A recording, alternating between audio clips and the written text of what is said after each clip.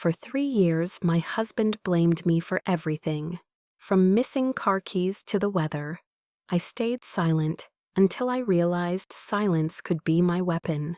The day I walked away without a word, I didn't just leave him, I left him with no one to blame but himself. Now he's completely alone, and he still doesn't understand why. I remember the sound before I remember the words. The faint clink of porcelain as I set my coffee cup on the counter, the slow, patient drip of the machine. Sunlight filtered through the blinds, striping the kitchen in gold and shadow. It should have been an ordinary morning, but in my head I was replaying the first time he blamed me for something I didn't do. It was over car keys. We were running late.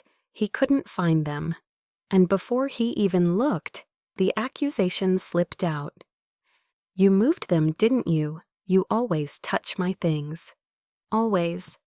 That word landed heavier than the accusation itself. I remember the way he didn't even wait for my answer, just brushed past me, muttering under his breath. He found the keys minutes later, still in his jacket pocket. But there was no apology, not even a glance. The moment was small, forgettable even, but it clung to me like the aftertaste of burnt coffee. My name is Violet Whitmore, and I was 33 when all of this happened. By then, I had been with Daniel for just under 3 years. I was the kind of woman people described as steady, the one who paid bills early, kept lists, remembered birthdays. I'd worked my way up to a quiet but stable job as an office manager, lived in a little 2-bedroom townhouse I was proud of, and believed I had a good instinct for people. I was wrong about that last part. In the beginning, Daniel had been charming, attentive in ways that made me feel chosen, but charm has a way of turning into something else when you're not looking. The blames started small. A glass left on the table became my mess. A bill he forgot to pay was my distraction. Every missed appointment, every misplaced item, somehow traced back to me. At first, I thought he was just joking. Then I thought he was just stressed. And eventually, I stopped thinking about it at all. I just accepted it. It's strange, looking back, how easily you can adjust to being doubted. You stop defending yourself, thinking that silence will make the storm pass faster. But silence only teaches the other person that you'll take the weight they hand you. No questions asked. That morning, the sunlight felt different, almost like it was showing me something I hadn't wanted to see. I sipped my coffee slowly, listening to the quiet, but it wasn't the peace I once thought it was. It was the pause between storms. Daniel was still asleep upstairs, and I knew, deep down, that by the time he came down, there'd be something. A missing pen, a wrinkled shirt, a smudge on the counter. And somehow it would be my fault. It always was. People think betrayal comes in grand gestures, affairs, lies, stolen money. But sometimes it's built in whispers and tilted looks, in the slow erosion of who you are. You wake up one day and realize you've been living in someone else's version of reality. And the most dangerous part? You've started to believe it. That morning, I noticed something I hadn't in a long time. My own reflection in the sliding glass door. I looked smaller, my shoulders curved inward, my jaw tense. Not from fear exactly, but from anticipation. I'd been bracing myself for so long, my body didn't know how to relax anymore. I didn't know it then, but that would be one of the last mornings I stood in that kitchen. The last times I made coffee there. I was still weeks away from my breaking point, but I'd already started noticing the cracks, not in him, but in the person I was becoming. And once you see the cracks, you can't unsee them. You can only decide what to do before the whole thing shatters. The first year with Daniel had been easy. Or at least, that's how I remembered it. When I wanted to convince myself we were fine. He could make me laugh without trying, remembered how I liked my tea, and seemed to enjoy just being around me. But looking back now, I realize there were fractures from the very beginning. Hairline cracks under the glossy surface. The blame started in casual conversation, as if he were commenting on the weather. If we ran late to dinner, it was because Violet can't get ready on time. If he misplaced his phone, it was because Violet moved it again. Little things, harmless things, and if I protested, he'd grin like it was a joke, as if I didn't know how to take a little teasing. But teasing stops being teasing when it happens every day. I remember one afternoon, about a year in, we went grocery shopping. At checkout, the cashier rang up a bottle of wine that neither of us had put in the cart. Before I could even speak, Daniel turned to her and said, "She probably slipped it in. She does that sometimes, forgets we're on a budget." The cashier laughed politely, but my face burned. I didn't say a word. I just let it slide because I didn't want to make a scene. That was how it always went. I absorbed the hit so the moment could move on. It wasn't just in public. At home, blame became a sort of background noise. The dishwasher wasn't loaded right. The laundry was folded wrong. The spare key was missing. I must have lost it. If the weather turned bad on a day, he had plans. Somehow that, too, became my fault. What I didn't understand then was that this wasn't about dishes or keys. It was about control. And control rarely arrives in a rush. It seeps in slowly, drop by drop, until you're standing knee-deep in it, wondering when the flood started. The first real crack came one evening after work. I'd been stuck late at the office, finishing payroll reports. I texted Daniel to let him know I'd be home an hour late. When I finally walked through the door, tired and ready to collapse, he was sitting at the kitchen table with a plate of cold food in front of him. "You didn't even try," he said flatly. "Try what?" I asked. "To be on time, to care, to think about someone other than yourself." The words were heavy, deliberate. I remember my throat tightening, a heat rising behind my eyes. I wanted to argue, to remind him that I had told him I'd be late, that I worked to help pay for the roof over our heads, but I didn't. I just stood there, coat still on, feeling smaller with each passing second. That night, I lay awake, staring at the ceiling. The shadows seemed longer somehow. I began to wonder when exactly I'd stopped being his partner and started being his scapegoat. From then on, the moments stacked up faster. The missed rent check, my fault. His fight with his boss, my fault. A flat tire on his car, somehow unbelievably, also my fault. And the worst part? I started adjusting my life to avoid more blame. I left work earlier, even if it meant unfinished tasks. I double-checked every lock, every bill, every light switch, just so nothing could be pinned on me. But no matter how careful I was, something always found its way into my column. Looking back, I think this is when the suspense truly began for me. Every day felt like standing on a frozen lake, listening for the sound of cracking ice. It didn't matter how still I stood. The cracks kept spreading. I didn't know it yet, but I was being pushed into a corner. And when you back someone into a corner, eventually, they stop trying to step away. They start looking for a way out. The shift from quiet digs to something darker wasn't sudden. It was a slow build, like the way the tide creeps in, covering the sand grain by grain, until you look down and realize you're standing in water. Daniel's blame started following me outside the house. At dinners with friends, he'd slip in little comments, masked as humor, that put me on the defensive.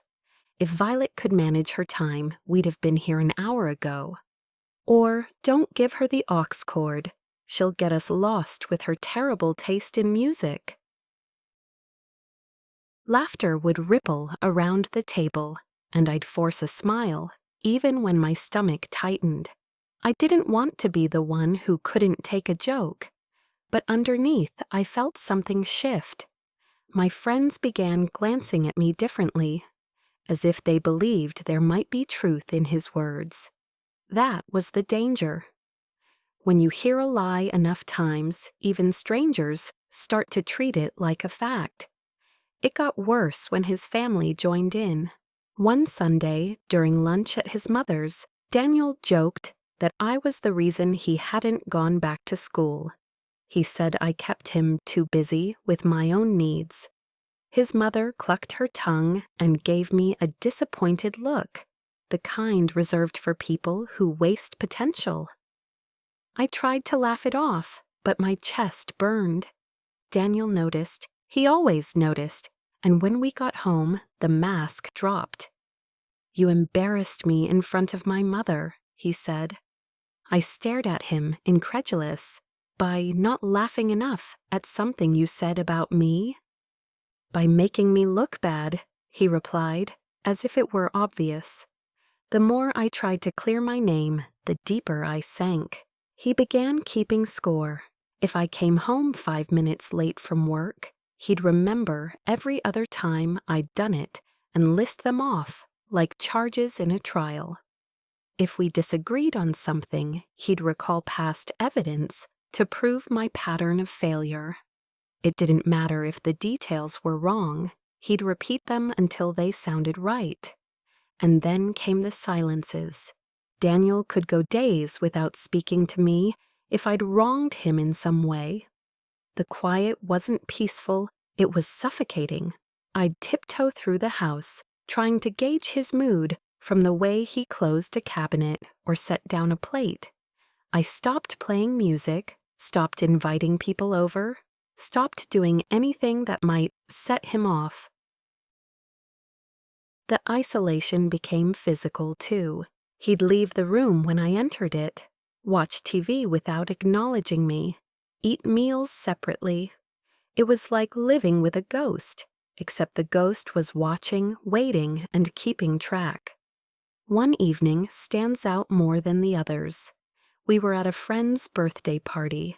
I'd been talking to an old colleague, catching up, when Daniel appeared beside me. His hand landed on my shoulder, heavy. He smiled at the man, then at me, but there was no warmth in his eyes. "Enjoying yourself?" he asked. "Yes," I said cautiously. He leaned closer, so only I could hear. "Flirting suits you. Shame you're in a relationship." The words were acid. I froze, my mind scrambling for a response, but before I could say anything, he walked away, leaving me stranded in a room full of people. I felt eyes on me, though I couldn't tell if anyone had heard. My cheeks burned all night. On the drive home, he didn't speak. The silence pressed on me like weight. I thought about apologizing just to break it, but something inside me, something small but fierce, told me not to. I'd been watching him closely these past months, and I'd begun to see patterns he couldn't hide. He needed me to be wrong because it kept him right. He needed me small because it made him big. Every accusation was less about me and more about protecting the version of himself he wanted the world to see. But knowing that didn't make it easier to live with. My world had shrunk to the walls of our home, and even those felt hostile. I began journaling, not to vent, but to keep track. Dates, times, exact words.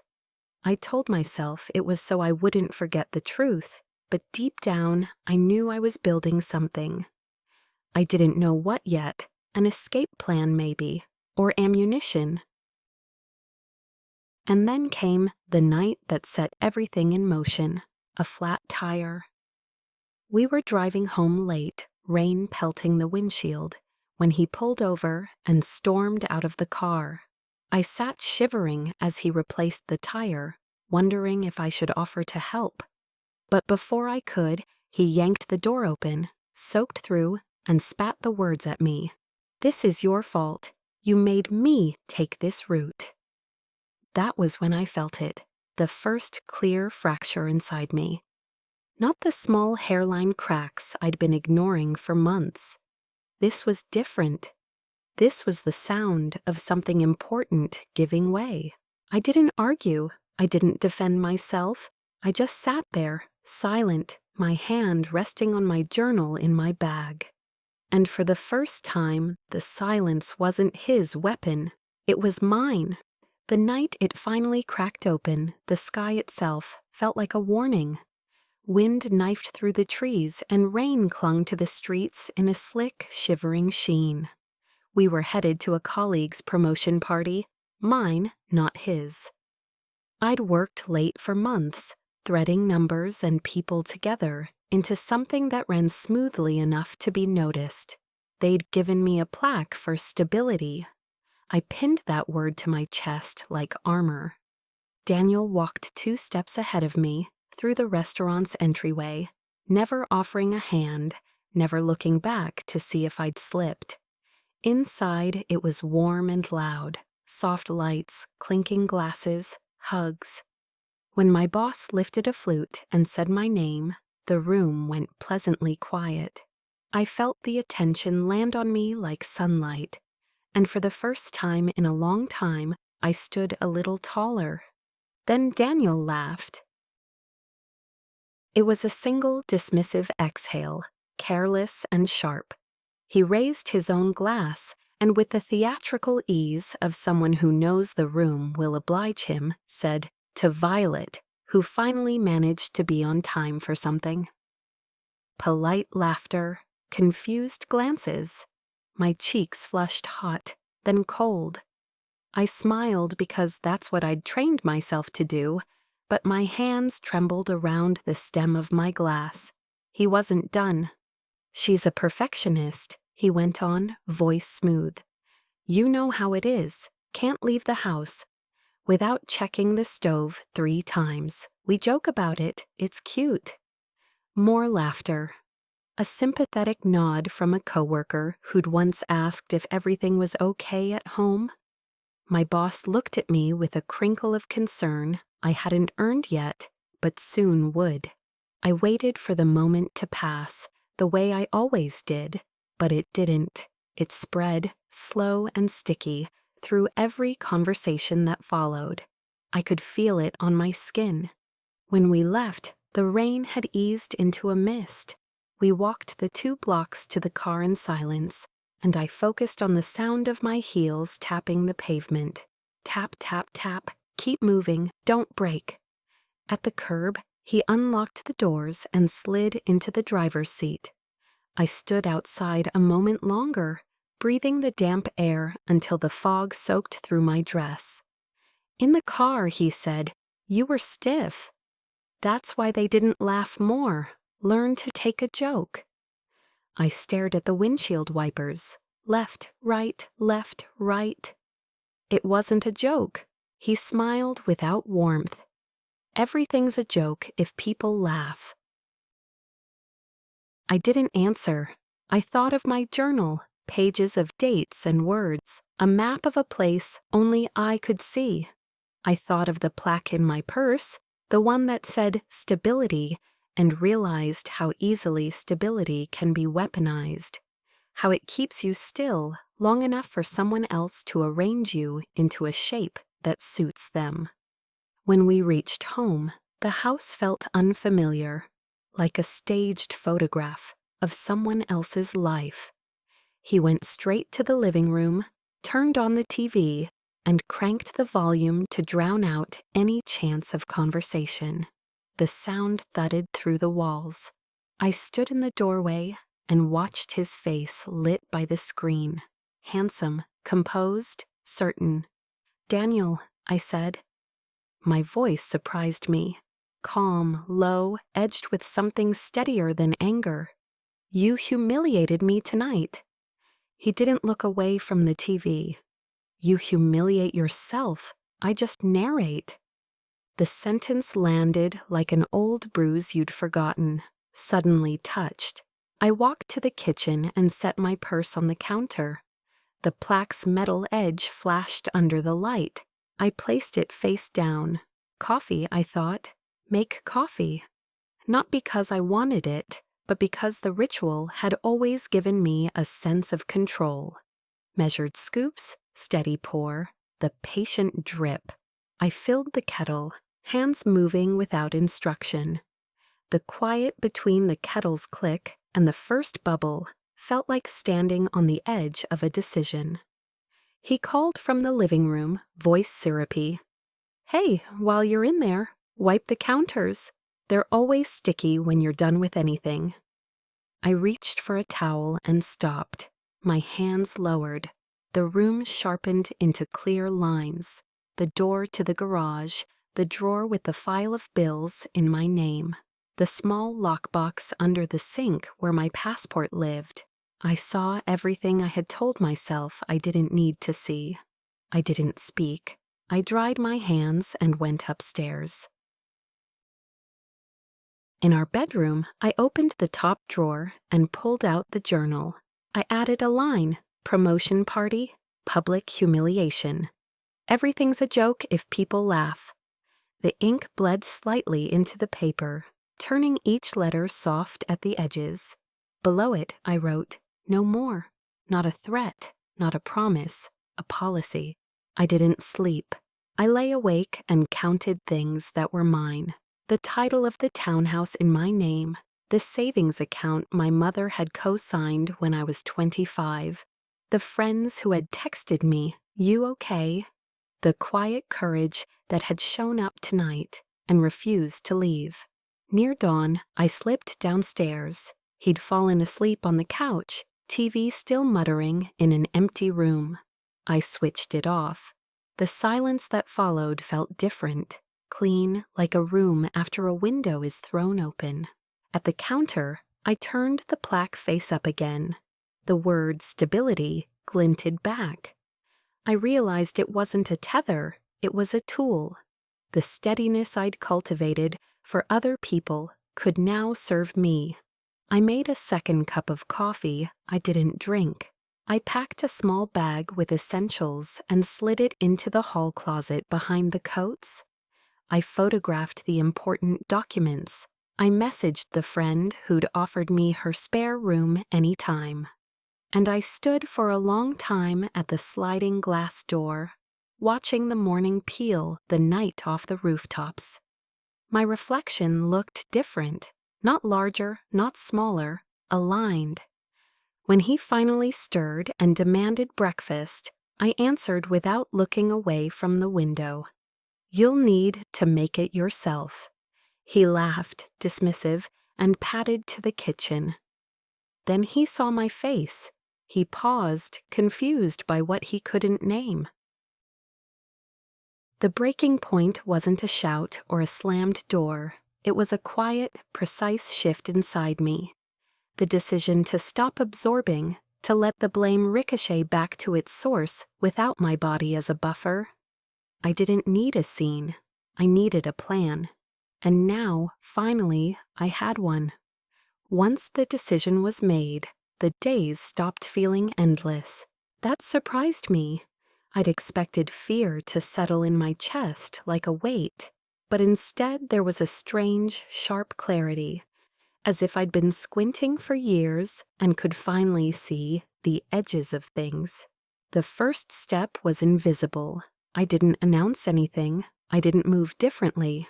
Outwardly, I was the same Violet, measured, quiet, stable. That was important.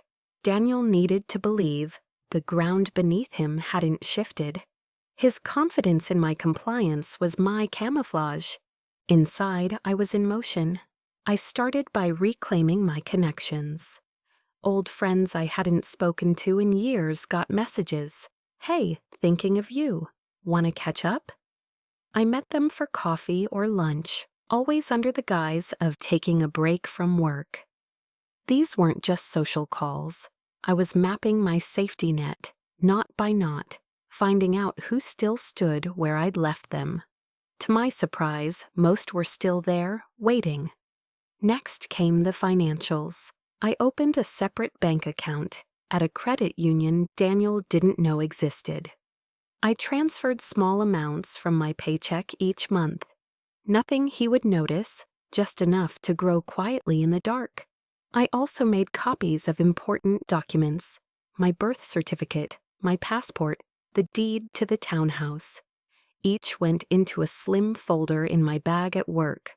My work folder, I called it, if anyone asked. I stopped defending myself. That was harder than I thought it would be. Every time Daniel tossed a blame in my direction, my instinct was to explain, to clear the air. But explanations were oxygen to him. They kept the fire burning. So instead, I let the accusations hang there, unanswered. It unnerved him at first. He'd pause, waiting for my usual protests, then grow irritated when they didn't come. Sometimes he'd repeat the accusation louder to bait me into a reaction. I gave him nothing. One evening, he came home in a foul mood and tossed his jacket on the couch. "You didn't pick up my dry cleaning." "I didn't," I said simply, folding laundry. "That's it? No excuse? No 'I forgot'?" "No." He stared at me for a moment, then grabbed his jacket again and left. The door slammed hard enough to rattle the frames on the wall. I kept folding. I began journaling more meticulously. Not just the incidents, but his patterns, the times of day. He was most volatile, the triggers that set him off, the way he shifted his version of events depending on the audience. My entries read like a field study, every detail cataloged. I wasn't keeping it for him anymore. I was keeping it for me. There was a moment, a small, private one, that told me I was ready. I was at the kitchen sink washing a mug when I saw my reflection in the dark window. For the first time in years, my shoulders weren't slouched. My jaw wasn't clenched. I looked steady, not for him, for myself. I started moving things out of the house slowly. A few books here, a pair of shoes there. The framed photograph of my mother went to my office desk. The jewelry my grandmother had given me went into a locked drawer at my friend's place. Daniel didn't notice. Or maybe he did and didn't care. He was too busy with his own grievances. By the time winter began to thaw, my network was ready, my resources were separate, and my essentials were already out of reach. The only thing left was timing. That came one Saturday morning. He was still in bed when my phone buzzed with a text from a friend. "Room's ready whenever you are." I made coffee, the same way I always did, and set his cup on the table. Then I packed the last of my clothes into the small bag from the hall closet. I didn't take everything, just enough to leave without looking back. When I walked out the door, I didn't leave a note this time. The note would have been for his benefit, and I didn't owe him that. I locked the door behind me and slid the key into my coat pocket. Not to return it, just to have it. A reminder that leaving was mine to choose. As I drove away, the sun cut through the trees in thin, bright lines, flickering across the windshield. My hands were steady on the wheel. I wasn't thinking about where I'd been, only where I was going. I didn't look in the rearview mirror until I was 3 streets away. The house was out of sight by then, swallowed by the quiet rows of maples that lined the neighborhood. I'd half expected to see him chasing after me, some theatrical confrontation in the driveway. But Daniel didn't know I was gone. Not yet. The air outside felt different, thinner, sharper. I kept the window cracked, letting the cold whip my face. My bag sat in the passenger seat, zipped and light. I'd stripped my life down to essentials, clothes I could fold into a single drawer, documents that could fit in one envelope, and the phone that had become my lifeline to the outside world. My friend Megan lived on the other side of town in a second-floor apartment above a bakery. She opened the door before I knocked, pulling me into a hug that smelled faintly of flour and coffee. She didn't ask questions. We'd agreed there'd be time for those later. For now, she just took my bag and led me to the spare room. That first night, I didn't unpack. I sat on the bed with the journal open, flipping through pages like a book I hadn't realized I'd written. Each entry was a breadcrumb, leading back through 3 years of slow erosion. Arguments over nothing, laughter that cut instead of healed, silences that starved me out. I saw the patterns more clearly than ever, and I knew there was no version of this story where I went back. The next morning, I sent a single text to Daniel. I won't be coming home. I didn't explain. No accusations, no defense, just a fact. He called within minutes. I watched the phone buzz on the nightstand until it stopped. Then came the messages, some angry, some pleading, some almost convincing in their tenderness. I answered none of them. Each time the phone lit up, I turned another page in the journal. By day 3, the tone shifted. Shorter messages, colder, less about missing me and more about how much I was ruining things. That was the Daniel I knew, the one who couldn't sit with the possibility that his own actions had consequences.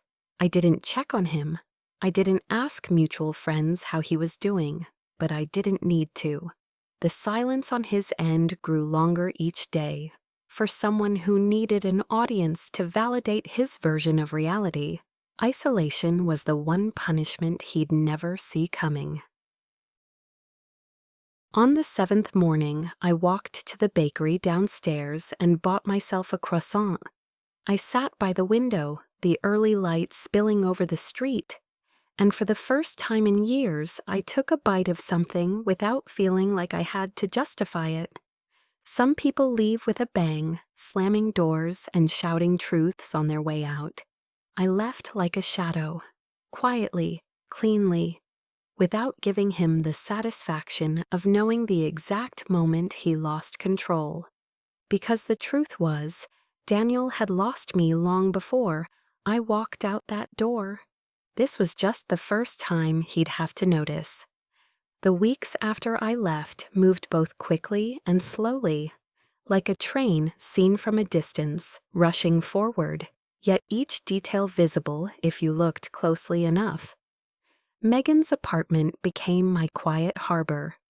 I fell into a rhythm that felt alien at first, mornings without tension, meals without commentary, nights without the low hum of someone pacing in the next room. The absence of blame left a space I didn't know how to fill at first. Eventually, I filled it with small, ordinary things. A plant on the windowsill, a stack of library books, a Sunday ritual of baking bread with Megan. Daniel's messages slowed, then stopped altogether. I thought that meant he'd moved on, but the truth found its way to me in fragments. A mutual friend spotted him at a bar, alone, talking too loudly to a stranger who seemed more interested in her phone than in him. Another mentioned he'd skipped a family dinner, saying he wasn't in the mood for company. His mother had called me, not to ask me back, but to ask if I knew why he'd been so off lately. I gave her nothing. I knew enough about Daniel to understand that silence was the one thing he couldn't manipulate. Without me there to absorb the blame, the narrative he'd built for himself began to collapse. I imagined him reaching for the old lines. She made me late, she distracted me, she made me forget. And finding no one to nod along. My own life expanded in the vacuum he'd left. I applied for a new position in a neighboring city, a promotion that would take me out of reach entirely. I reconnected with friends I'd lost, meeting them for dinner without watching the clock.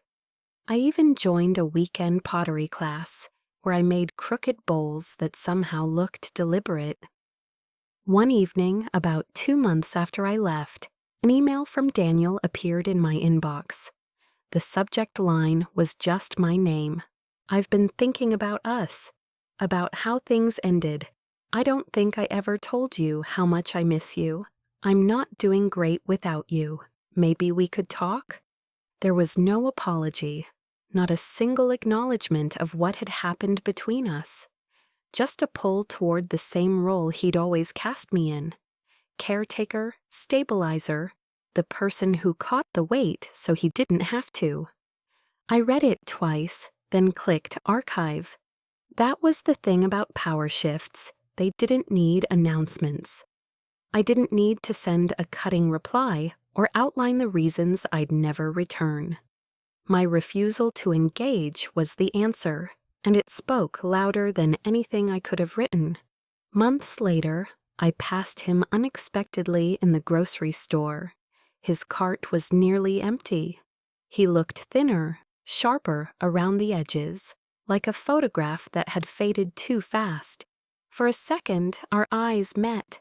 His mouth twitched into what might have been a smile, but I kept walking.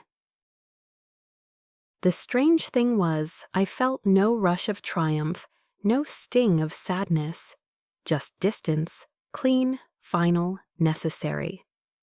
By the time I reached the parking lot, the moment had already dissolved.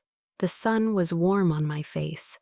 I had dinner plans with friends that evening and a long weekend ahead. Somewhere behind me, in an aisle full of quiet, Daniel was alone.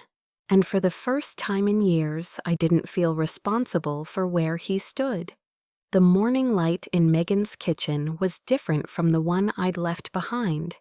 It didn't filter through blinds in sharp prison bar stripes. It poured in unobstructed, touching everything with an even, gentle warmth. I stood at the counter, pouring coffee into my favorite mug, the one I'd rescued from Daniel's house in those last quiet days. I took my first sip and let the heat settle into me. No footsteps upstairs, no voice waiting to call my name, only to twist it into a weapon. The air was still, and the stillness felt like ownership. I thought about that first morning in my old kitchen, the misplaced keys, the offhand accusation, the way I'd brushed it aside. How easily I'd accepted that narrative. How quickly small blames had built into a scaffolding he could climb to look down at me. Now the scaffolding was gone, not dismantled in a dramatic explosion, but taken apart piece by piece until it couldn't hold his weight anymore. Some mornings I still wondered if he understood what happened.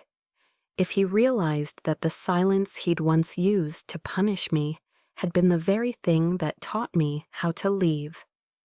Maybe he thought I'd been impulsive. Maybe he believed I'd eventually circle back. That was fine. He didn't need to understand. What mattered was the space between me and the woman I'd been in that kitchen. The one who thought stability meant staying still, no matter how much the ground shifted beneath her. I knew now that stability meant something else entirely. It meant holding your own shape, even when someone else tries to rearrange you.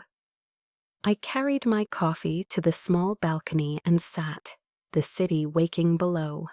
The air smelled of fresh bread from the bakery downstairs. People passed on the sidewalk, laughing, carrying bags, living lives I'd once felt separate from, but now felt a part of again. Somewhere, Daniel was still telling his version of the story.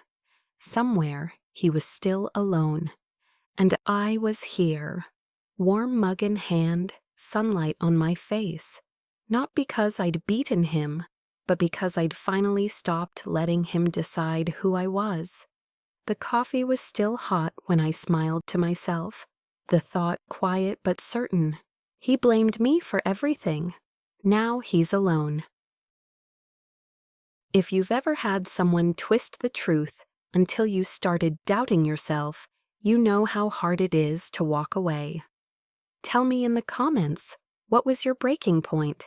And if you want more true revenge stories like this, make sure you subscribe and turn on notifications, because the next one might just be more shocking than this.